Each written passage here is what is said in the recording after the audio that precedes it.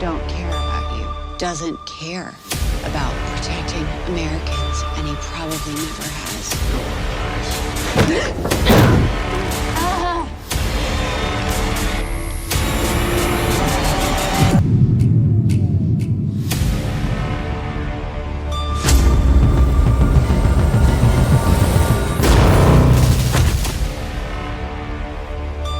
Annie January was doing everything right. She had the powers, she had the work ethic, she had the faith in God, in heroes, in the idea that if you were genuinely good and genuinely brave, the system would eventually recognize it and put you somewhere you could actually help people. She grew up on that belief. Her mother built her childhood around it. And then she joined the Seven, and within 72 hours, the Deep sexually assaulted her and told her she'd be sent back to Toledo if she didn't comply. Welcome to the big leagues. The assault is the axis that everything else turns on. The show doesn't flinch from it. It also doesn't define Annie entirely by it, which is the more important choice. What it does is use it to establish the central question of her entire arc. What do you do when the institution you devoted your life to is corrupt? When the thing you believed in was always a costume over something rotten? When speaking up gets you disappeared, and staying silent makes you complicit? Annie makes the choice millions of real people make every day. She swallows it. She adapts. She learns to perform Starlight in a way that keeps her in the room and off the radar. She changes the costume when they tell her to. She does the endorsements. She smiles for the cameras. And she hates herself for it. This is where the show is extraordinarily careful, because there's a version of this story where Annie is coded as weak for complying, or as a sellout. The Boys refuses that reading. What she does is survive, and survival in a system designed to extract compliance is not weakness, it's a skill. She's studying the landscape. She's finding the edges. She's waiting. And here's what most people miss about that waiting. It is not passive. Every day Annie stays inside the Seven and says nothing is a day she is collecting information, building relationships, understanding exactly how the machine works. She is not frozen. She is loading. The relationship with Maeve is the best friendship on the show, and almost nobody talks about it enough. Queen Maeve has been in the Seven for years. She came in with her own version of Annie's idealism. We see it in flashbacks.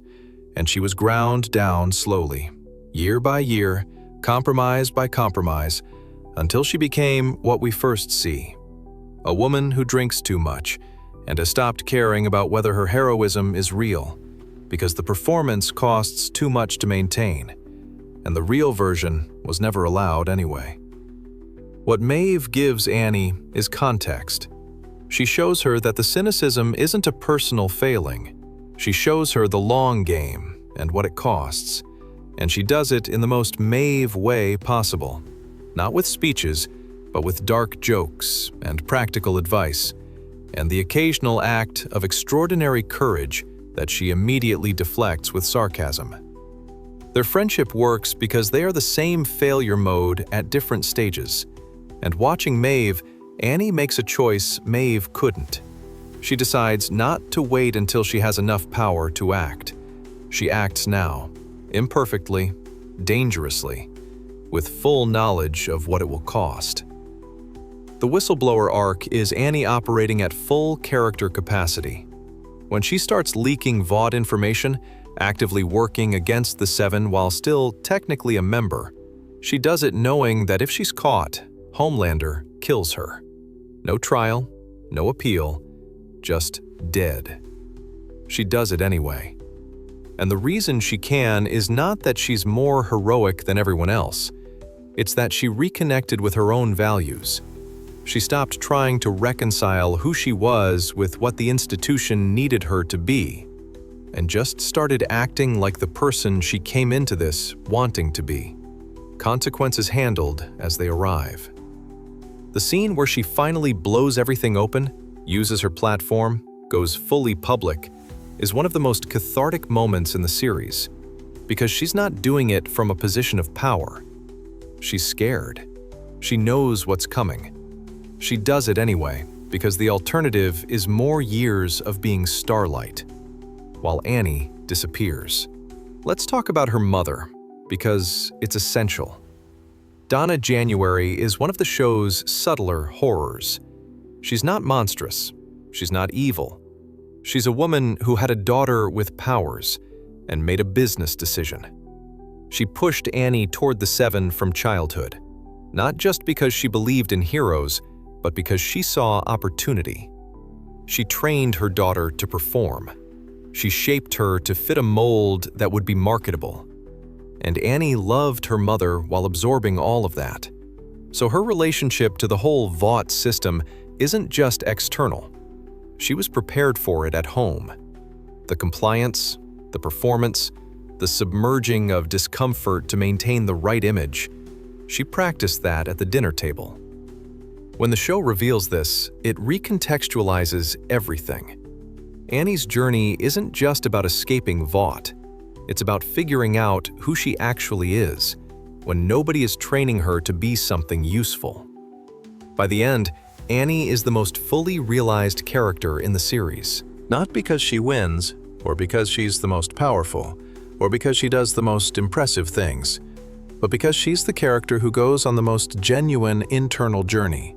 She moves from performance to authenticity, from compliance to resistance, from "I believe in heroes" to "I'll be one," with full knowledge of what that actually means in this world. She's also the character who maintains the closest thing to a moral compass in a show full of people whose compasses spin freely. That doesn't make her perfect. She lies, she manipulates, she sacrifices things she shouldn't, but she does it with awareness. She doesn't get to pretend she's the pure hero anymore. And, crucially, she doesn't try to. And that awareness, that refusal to pretend, is what separates Annie from almost everyone else in this story. Butcher knows he's a weapon and leans into it. Homelander knows he's broken and performs around it.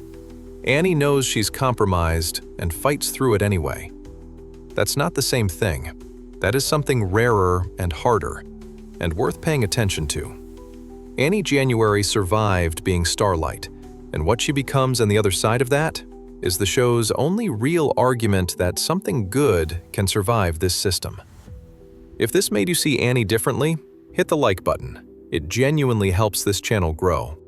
And subscribe, because we are going character by character through the boys, and we are nowhere near done. We are just getting started.